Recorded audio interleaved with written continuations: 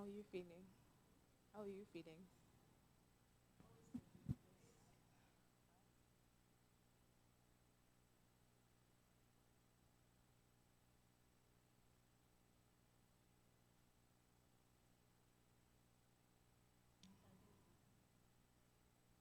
Get better.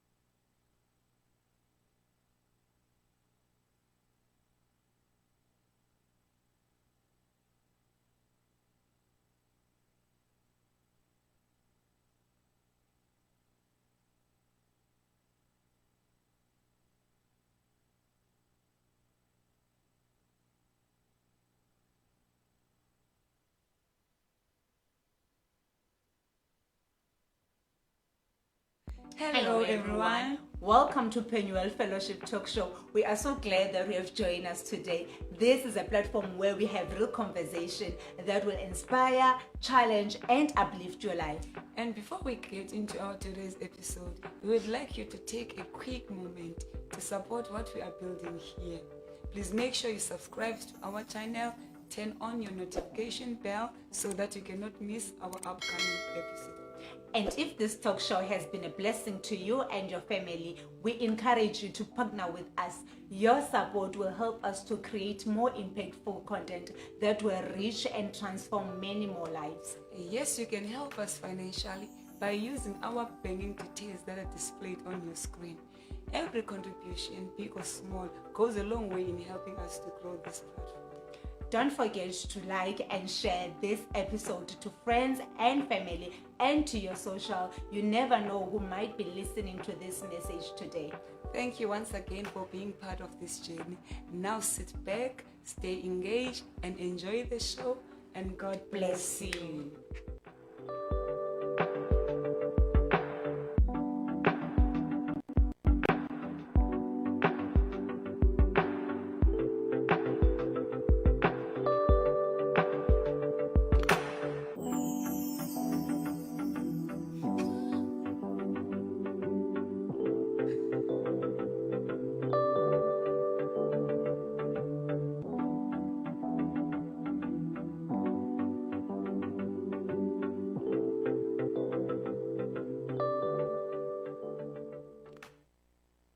Good afternoon and welcome to the talk show. My name is Vuyomoni and we are coming to you live from corner of Spondo in Strondale as we do. We are back with another episode. I know last week we were seeing echo, but we are back with a bang.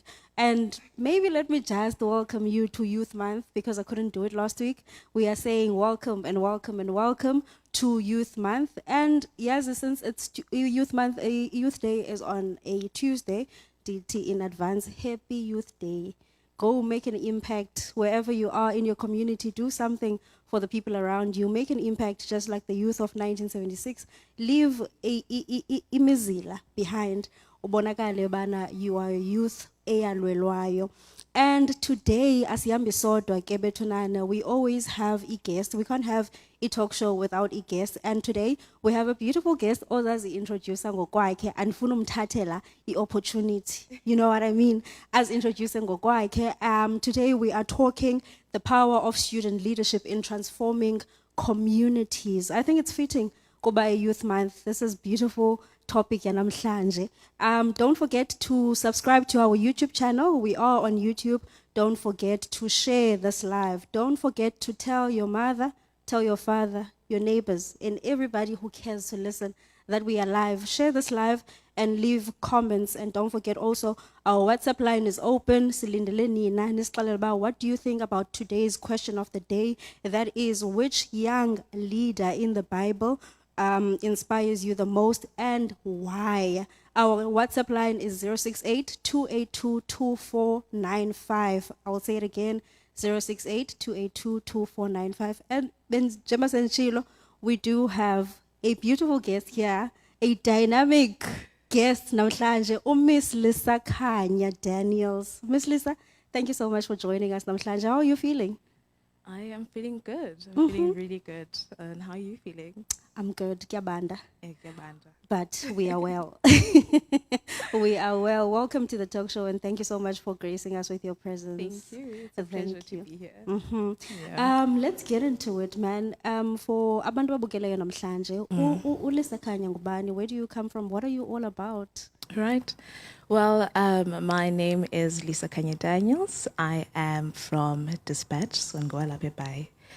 I am the president of the South African BRICS Youth Association, Nelson Mandela chapter. I am also the founder of the Development Studies Society.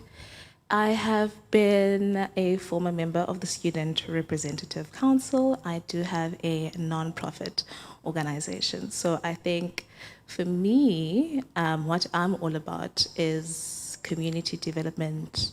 It's giving back, and it is in line with what I've studied and in line with where I want to go with my career. Yeah. That is beautiful. You have so many leadership roles. Kuningi, and I love that. Since Une's leadership roles is means, you are quite versed in leadership. You know what it is. You've been where your roles is different. Yeah. You've done it all. So, what would you say when, in your experience, taking back from your experience, what is the student leadership, and how important is it for a transformation of our society? I think for me, I would say student leadership is youth in tertiary institutions that occupy positions that allow for them to influence policies, decision making, and people, right? And I mean, apart from having influence over decision making, I think for me, one of the most important things about student leaders is their ability to influence students, right? Tertiary institutions, for me, I believe, are one of the few places in society where people from different backgrounds, socioeconomically now, are able to integrate into the same space and interact, right?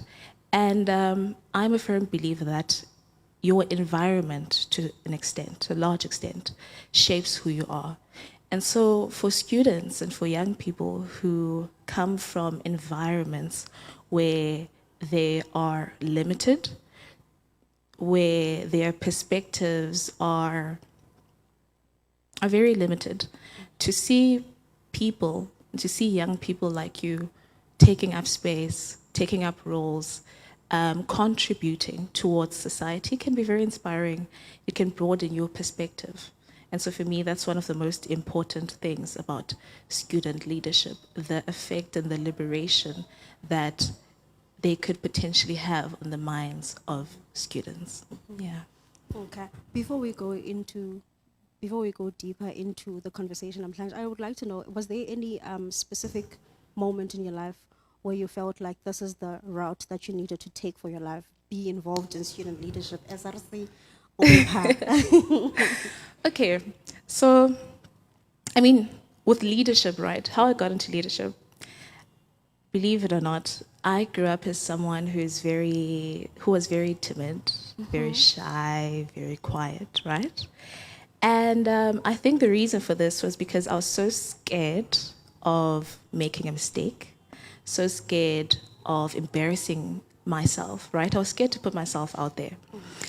And that stopped me from doing a lot of things. I would see my peers volunteer, right, put themselves out there, public speaking, which are things I've always wanted to do, but I was so scared because I was scared of failing, right?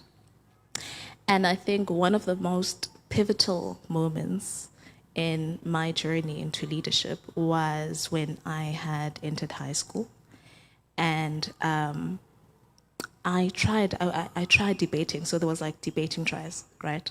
So go to the debating tries, and that day, it was mandatory so they gave us a topic, and then it was mandatory for everyone to have a response to this topic, right?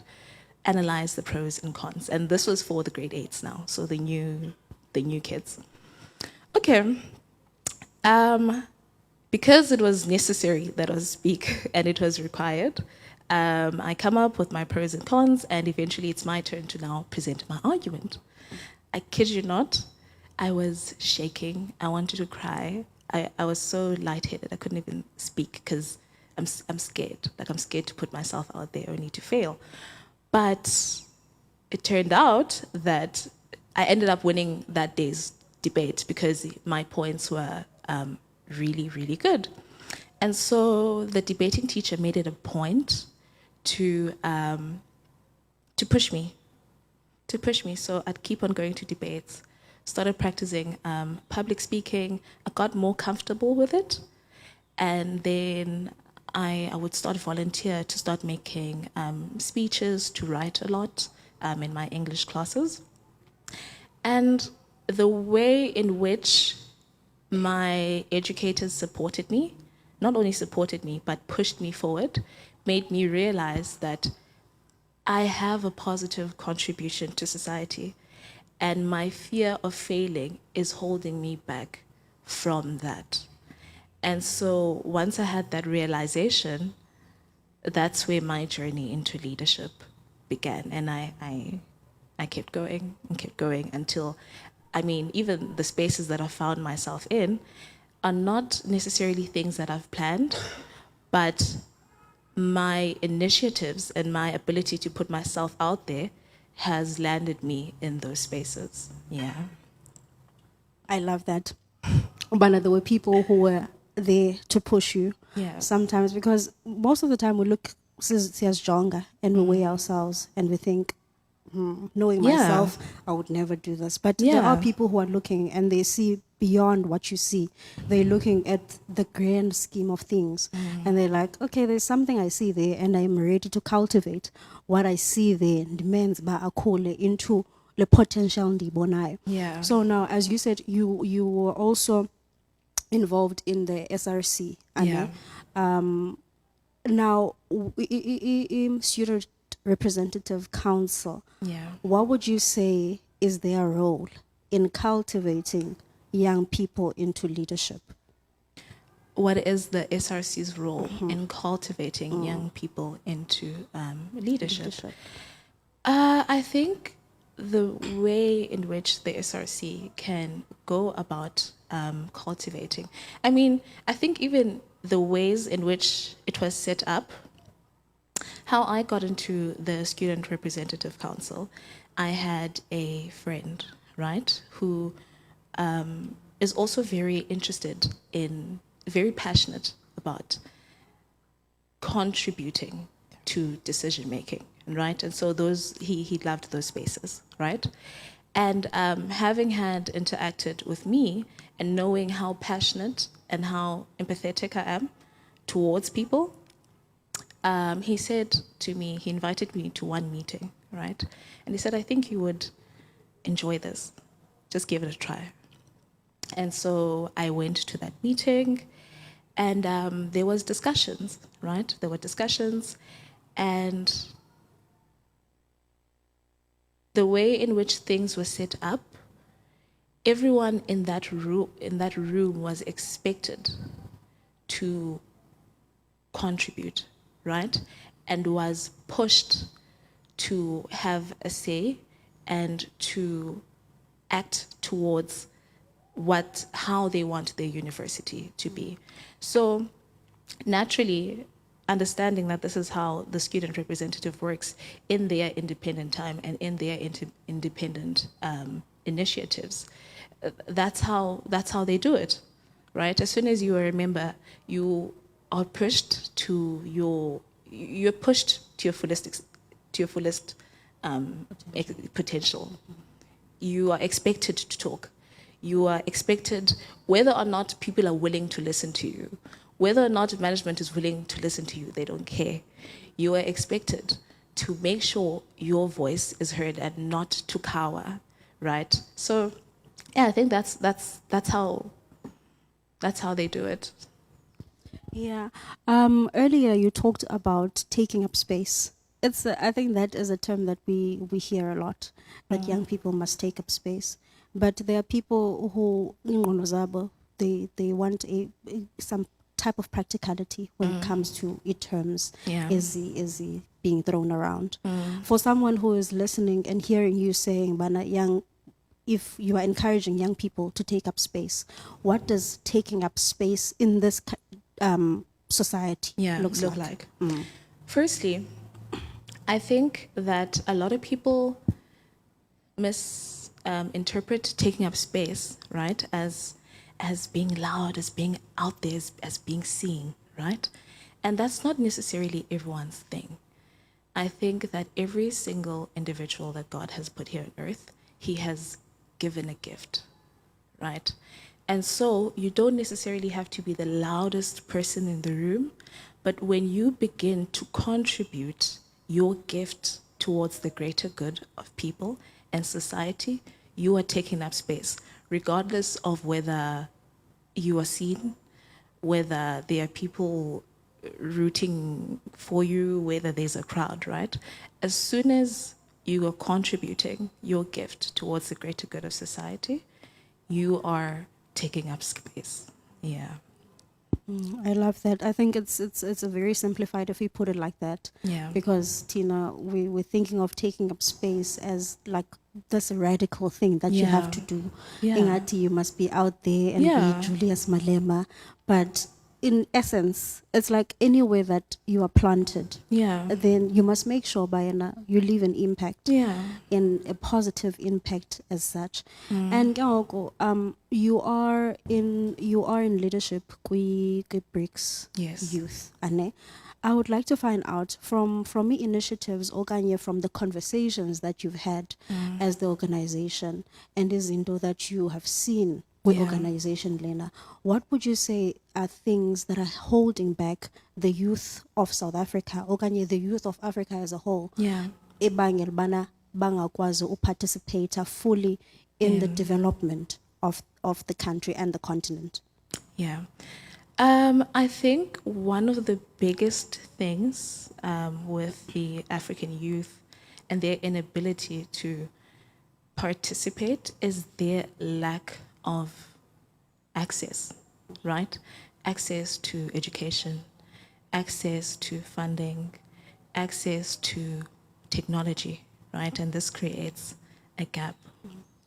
And so, I mean, I think for us, one of the things that we've identified is if government and the private sector would contribute more, and not only more, but in a way that is constructive towards the youth, that would be very helpful.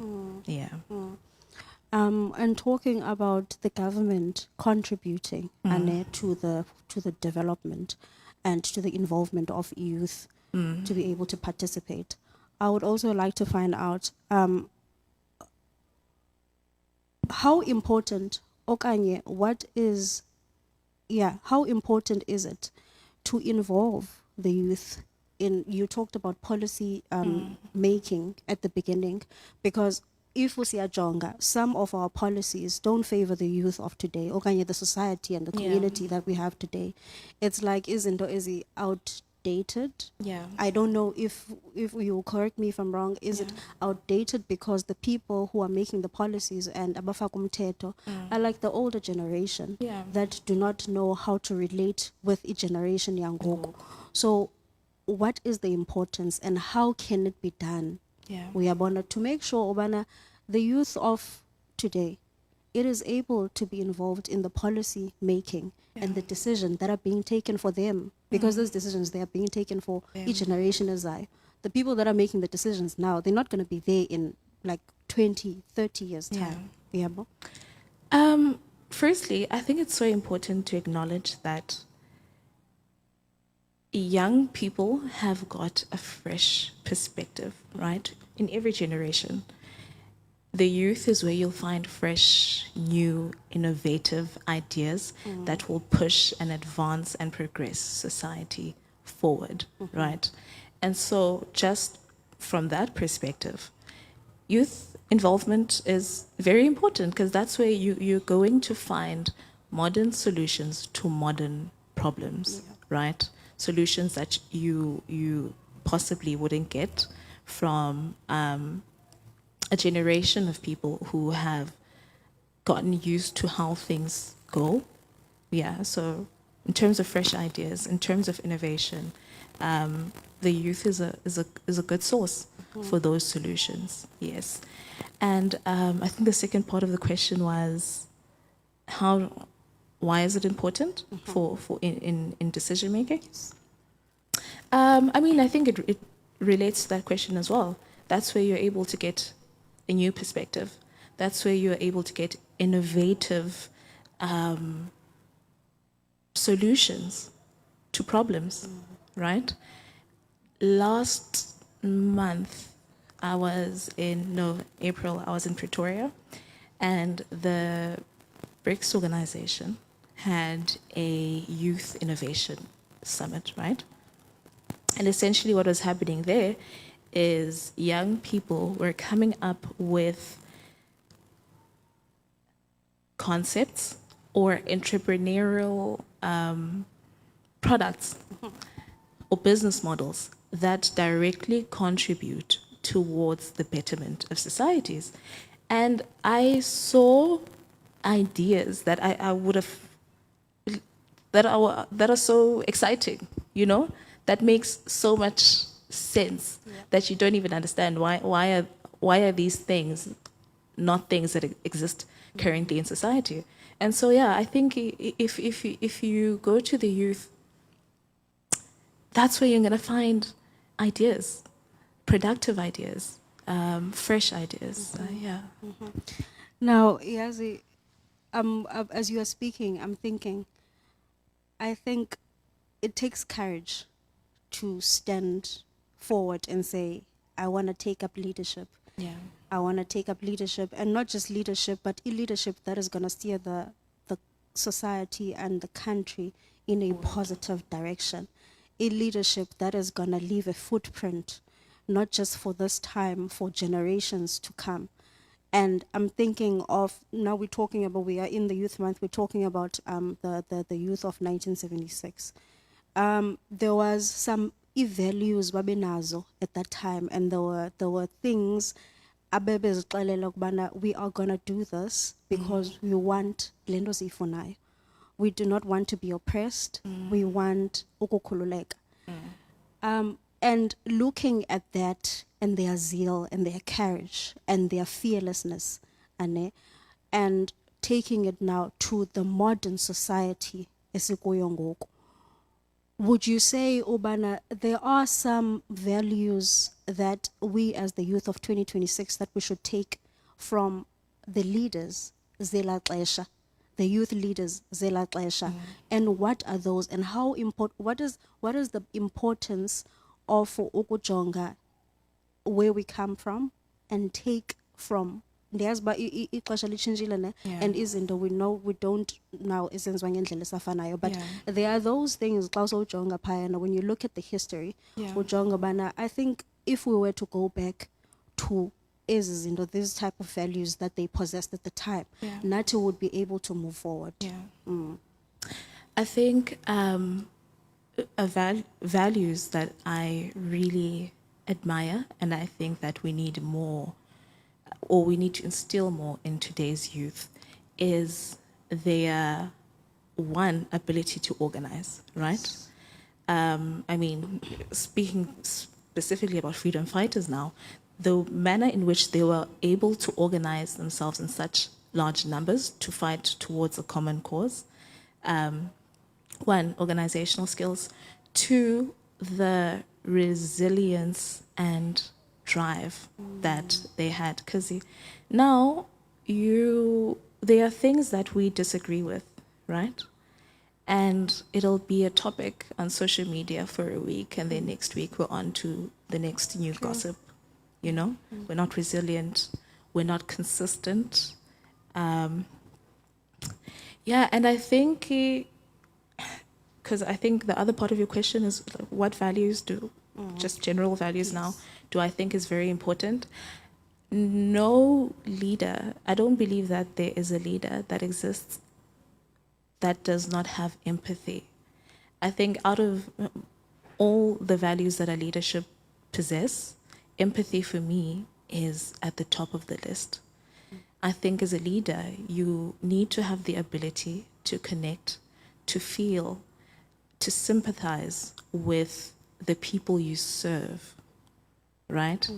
Without that ability to see them, to see their pain, and to want to contribute towards helping, are you a leader then? Yeah, You know? yeah. Yeah, before we get into deep with it, we're going to take a short ad break and we shall be back after this. Don't forget, our WhatsApp line is open. We're waiting to hear from you. Get question year 2 of the day, that is, what is that one Bible leader, young leader in the Bible that inspires you the most, and why do you think they do so? We'll be back after the ad break.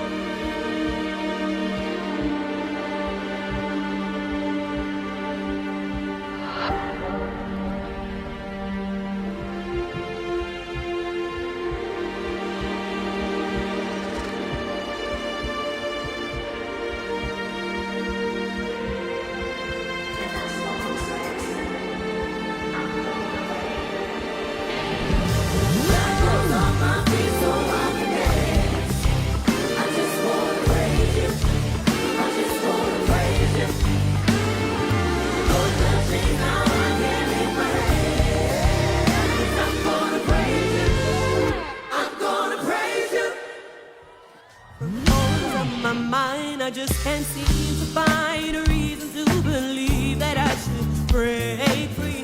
You see, I have been down for so long, but like all hope is gone. But as I lift my hands, I understand that I should praise it through my circumstance. Shackles on my feet, so I can dance. I just wanna praise you, just wanna praise you, just wanna praise you, just wanna praise you.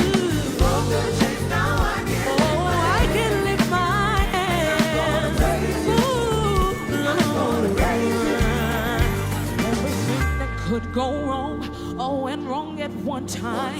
So much pressure fell on me. I thought I was gonna lose my mind. But I know you wanna see if I would hold on through these trials. But I need you to lift this love, 'cause I can't take it no more. Shackles off my feet so I can dance. So I can dance. I just wanna praise you. I just wanna praise you. You got my strength.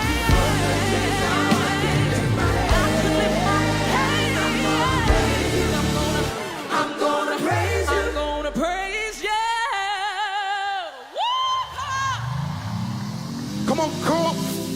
Can I see you jump on your feet one time? Come on. Come on. Come on. Here we go. 1, 2. Everybody bounce. Come on. Come on. Everybody bounce. Come on. Come on. Everybody bounce. Come on. Jump on your feet one time. Come on.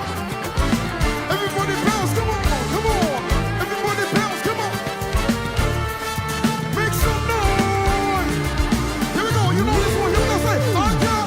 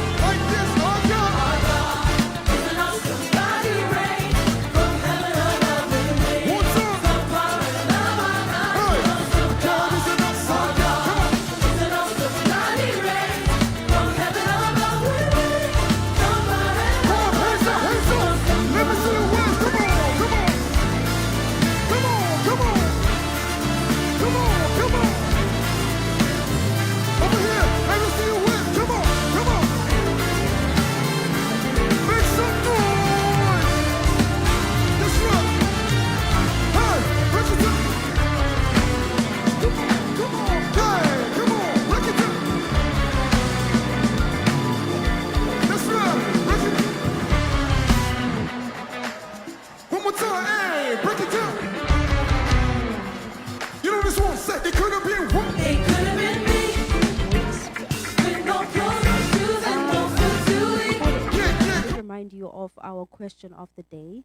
We did get a response from you guys, and we are very thankful of Ilando Zayen of supporting us and sharing your thoughts with us. For our question of the day, we do have someone who responded. Oavuzwa is saying, the young leader that inspires me in the Bible must be David. As young as he was, the courage that he had as a young man is what stood out for me and made me believe that when you have God on your side, you can conquer all. Thank you so much for giving us your feedback. Don't forget, guys, even in the chat right here, you can send your questions to our guest. If you have any question, I'm sure she's very free to answer your questions.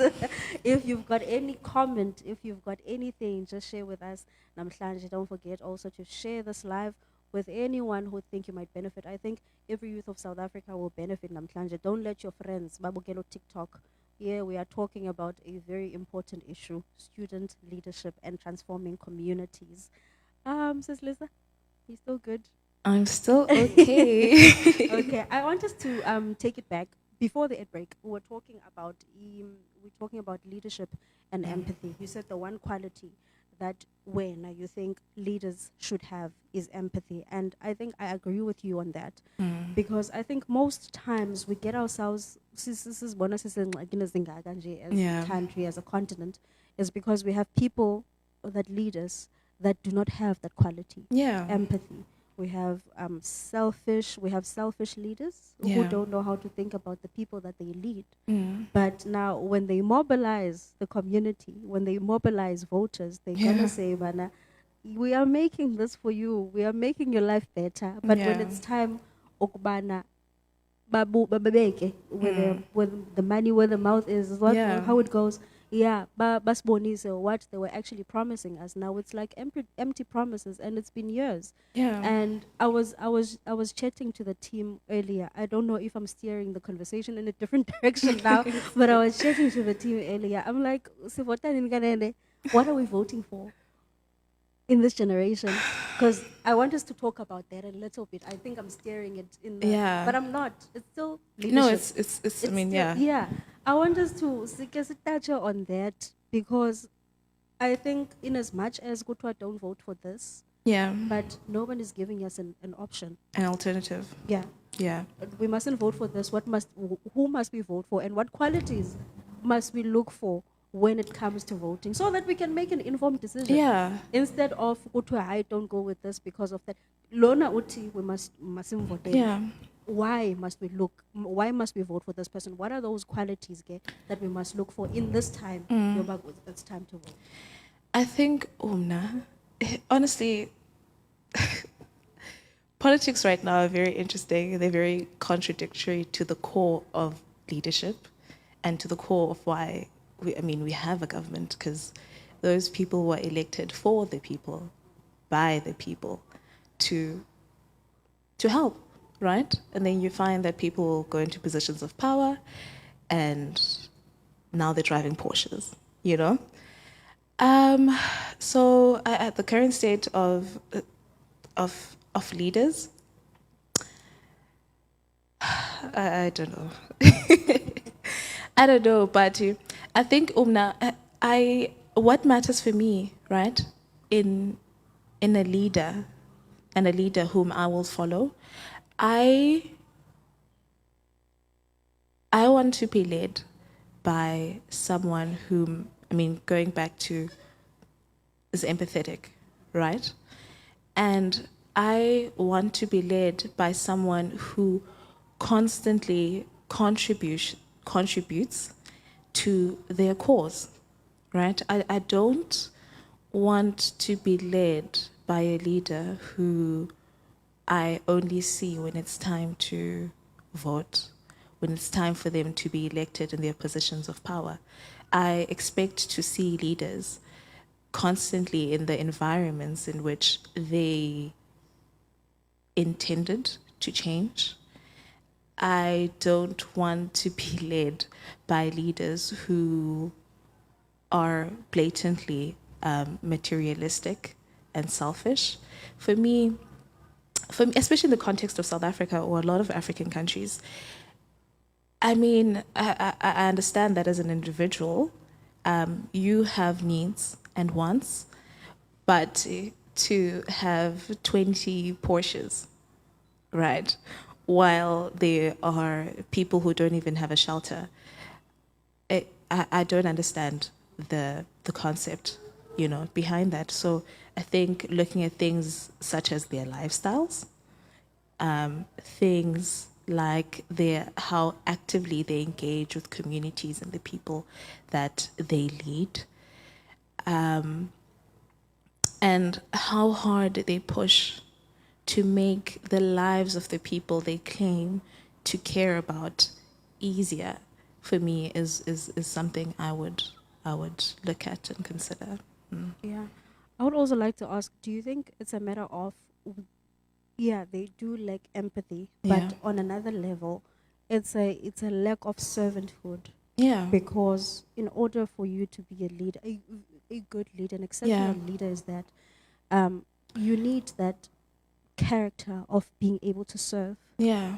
You want to be a leader, Yeah. but you're not prepared to serve. To be, and you, I mean, in the absence of the ability to serve and the ability to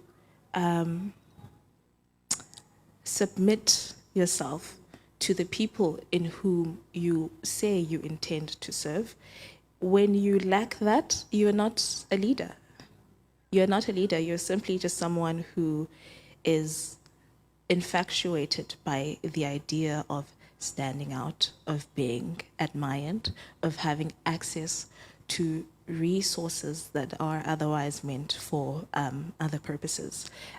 If you are unable to humble yourself as a human being, if you lack discipline, right? The discipline to say, okay, these resources are not meant for me, right? This work is for the people. If you like that, you're not a leader. You're just someone who's infatuated by the idea of what a leader looks like. Yeah. Yeah. And I hope Wonkumdu is listening and taking notes, because this is into ezibalulekileyo that we don't normally talk about. We talk about everything else, Yeah. except for the important stuff that are gonna propel our country, propel our communities into greater heights. You know Is what? something you want to I say? think, Yeah. also, I mean, I haven't been directly, I don't engage, right, in political structures a lot, right? Some people, their lives is politics, right, and climbing the political ranks. But from the little that I've seen, the little that we see, right, and being exposed to the extents at which people will go to secure a particular position within national, international politics, right? I think to some extent, politics can be a very dirty game. And the people who exist within those structures and are able to make it far within those structures are people who are able to abide by those games and who are able to play it very well.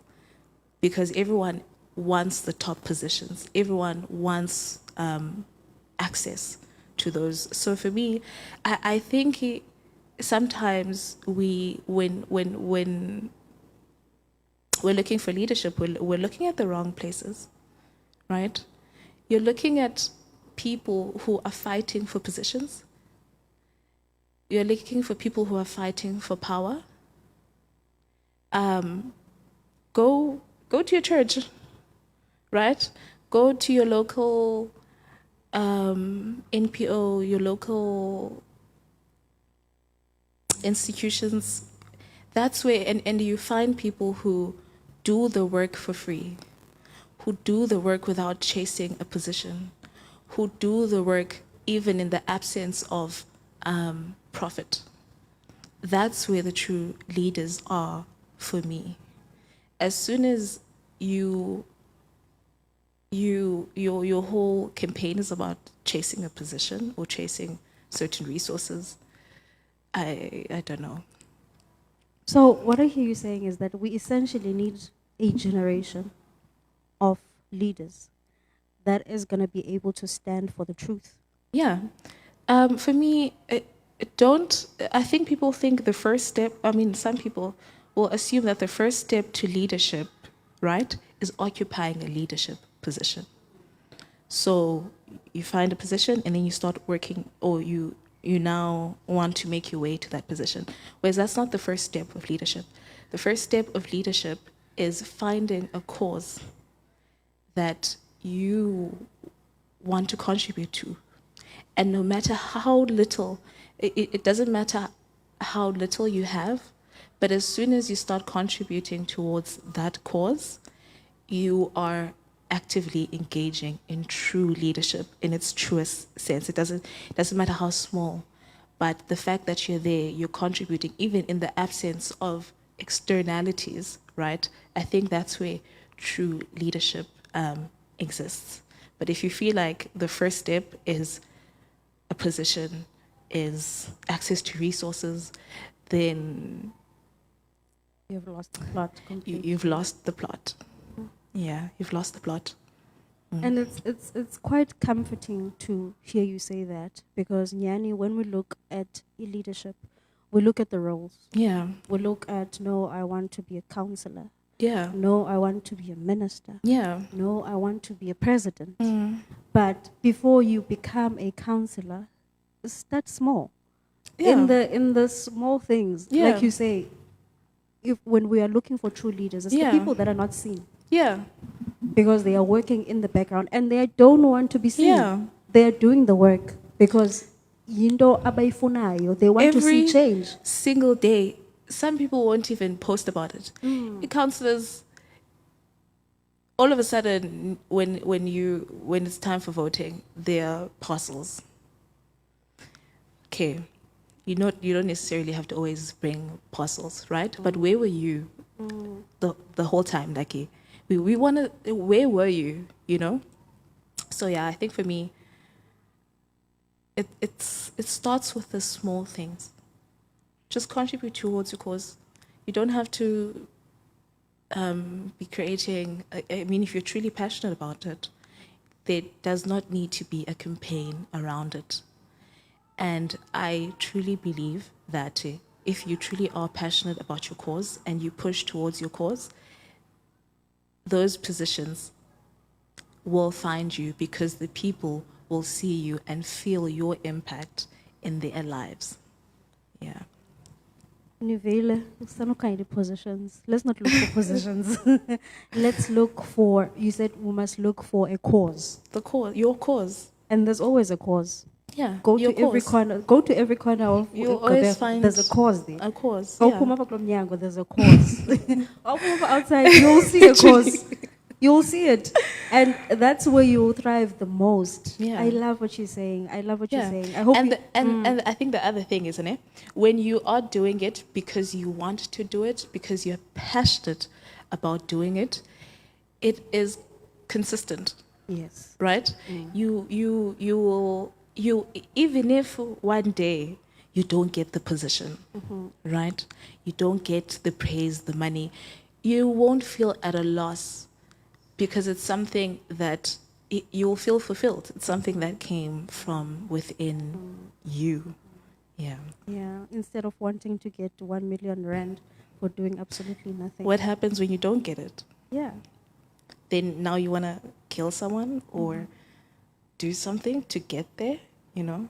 It's a dirty industry and an Dirty evil, game. because it is an industry. When you look at it, politics is an industry. It's a self-serving. But I mean, not industry. just politics, just generally in life. I mean, sometimes you can even find it in churches, in schools, in institutions, you know. Yeah. But all I'm saying is, as an individual, don't act aligned to your purpose. and the rest will follow. Yeah, true. I love that. Yeah. And yazi ingathi ixesha is liyasitya. Sitya lixesha. I want us to talk about entrepreneurship. And you're also an entrepreneur. You have a Yes. background in entrepreneurship. Yeah. Before I ask my question, Okay. please kasqazela about your business. What is the heart behind it? Okay, so firstly, let me tell you how it came about, right? Yeah. I never intended to have the business, right? What essentially happened was, I was studying and I was at Res. Now, I think for me, genuinely, like, I love, if I love you, you're going to know because I'm going to cook for you. Like that's my thing, Yeah. right? And I enjoy it. So it's something that you'd never see me buying takeouts. I'd always cook. And if I can, I'd cook for my housemates. I'd cook for people who were in my class. Like, I would actually bring food to like class, and they would look forward to it. I hosted a lot of dinners. And this one particular Sunday, I had not cooked. And then one of my housemates came to me, and they really like wanted a meal. And then I said, "Oh, I'm sorry, I didn't cook. I don't remember why, but I hadn't cooked that Sunday." And then he said to me, "Okay, how about we just go buy the things, and then if you don't mind, you cook." for me, yeah. And I was like, "Perfect then, no problem. I do that." Okay. And I post about it. Like, I post the plate. And then after posting about it, I had posted on Twitter. Like, I used to post a lot of cooking content on Twitter.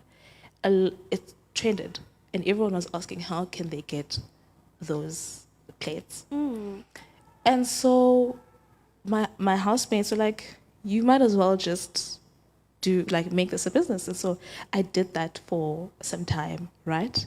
But it got to a point where, because now I was selling plates daily, it got to a point where the demand was high, right? And the kind of food that I would cook is like beef, stew, samp, one of the things that take time. It was interfering with my schoolwork, and then I transitioned to like a catering company. But yeah, so it just came from something that I did naturally every single day, and I did because I loved. And then it just transitioned to, hey, we'd like that. That was a business. And it's something out of passion that you didn't even think. It's something out of passion. It's something Yeah. in the business. Yeah. But it happened naturally that, okay, So, now it's a business. Naturally, yeah. Now, taking back from your background as an entrepreneur, what would you say, how would you say, Okanye, how would we use entrepreneurship as a tool Yeah. to transform the community? Yeah. Because a lot of times we are looking for jobs. Yeah. See, we are job seekers more than job creators. And I don't know if I'm wrong to say, especially in the black community, we are always seeking for jobs. Yeah. All the Yeah. time. Sicela umsebenzi. Now, how can we sisebenzise entrepreneurship as Yeah. a tool to transform the communities, create more jobs, create more entrepreneurs, Yeah. business people? Firstly, no one outside of your community knows your community like the people inside of your community. So you know exactly what the challenges that are there are faced, You know the intricacies of the community, you know the people, right? And so I think oftentimes when people are thinking about entrepreneurship, they don't realize how powerful it is. They look at it in such a shallow light, right? Okay, I'm going to sell hair, I'm going to sell dresses, of which that's not a problem, right, if you do that. But then, as I've said, I went to the Youth Innovation Summit, right? It also made me see entrepreneurship in a different way. You are able to create a business model or products that directly, positively impact your communities. Never mind now that you've created jobs, or I mean that in itself is an impact. But you okay, so one of the participants created a robot, right? It was a robot, but it was a robot that addressed food scarcity, right? It's things like that. Never mind the actual impact of having a business, but like an actual model that directly causes a positive impact on the community itself. I think that's number one.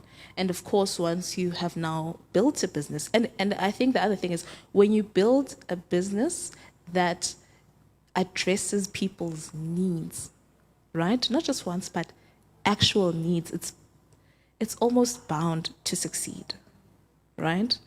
And when you now get into that progression, you are able now to employ people, to put money back into the community, to create systems now in that community, right, that will allow for other individuals to mobilize socially. Yeah. Now, in the grand scheme of things, Anne, we're talking about entrepreneurship. We're talking about the youth participating in the economy of the country, Yeah. the development of the country, Yeah. Okanye their communities. What are those practical solutions, Okanye? What are those skills Yeah. that you think are lacking right now in the time that we're in Goku? Yeah. What are those skills that are lacking? Ezawubangela ukubana youth ikwazi participate. Yeah. Okay. So I think we've spoken about government and private sector funding. Could go a long way because people don't have access to those things. But I think another really important thing, right, where depending on how well we get it right, is gonna determine our progress or further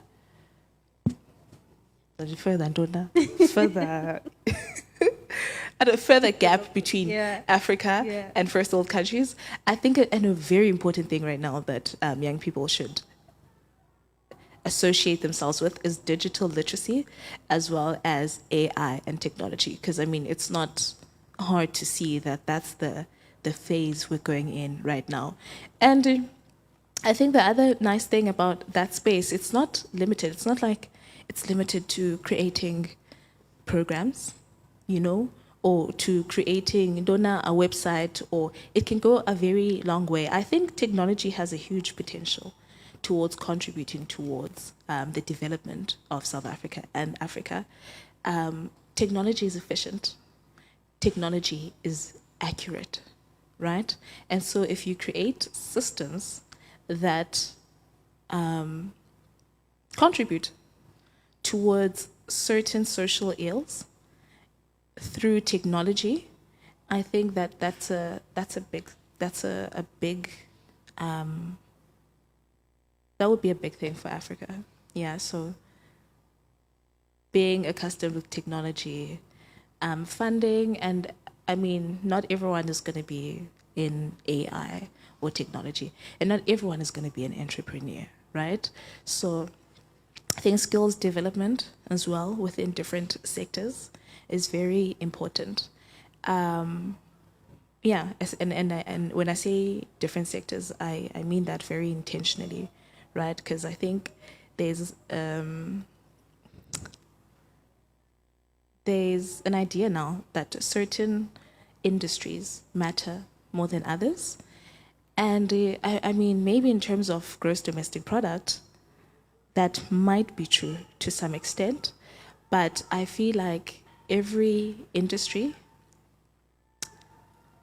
has a contribution towards society. I mean, even the arts, it might not be monetarily, but it's a big thing for me and you, seeing the stories, being exposed to other people's ways. It has a way of exposure. So I think that's another thing, skills development. Yeah, definitely.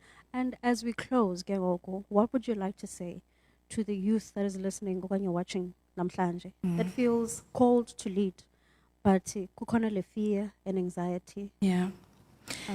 Yeah. Yeah. What would you say to those people? I would say that it is very important for them to take the first step and to keep walking, because the more they stop themselves from taking up space, from being active participants of society, the more they are disadvantaging society as a whole. I don't think people realize how much impact one person can have. One person can have such a huge impact. And so when you deprive us now, as the rest of society, from your gifts, you are taking away a lot. Yeah. Thank you so much for joining us, Miss Lisa. Thank you for your wise words that you have shared with us, your information. It was very informative. And guys, please rewatch this and take notes. If namhlanje ubukele with no notepad or notebook and a pen, you must rewatch it. Take a notebook and a pen. There are gems that were dropped here namhlanje. And we thank you so much, Kuni, for watching us. And don't forget, man, to share, to like, to comment, to subscribe to our YouTube channel. This episode will also be uploaded on our YouTube channel. Don't forget, take the bold step. Be the one person who's out here, I'm going to do this, and I'm doing it. I'm not doing it out of ndifuna position. Okay, I'm not doing it out of ndifuna remuneration. Okay, ndifuna recognition. But I'm doing it because I see a cause and a need in the community. Create a community create a space in the community for transformation. We thank you so much for joining us namhlanje. Until next week, thank you.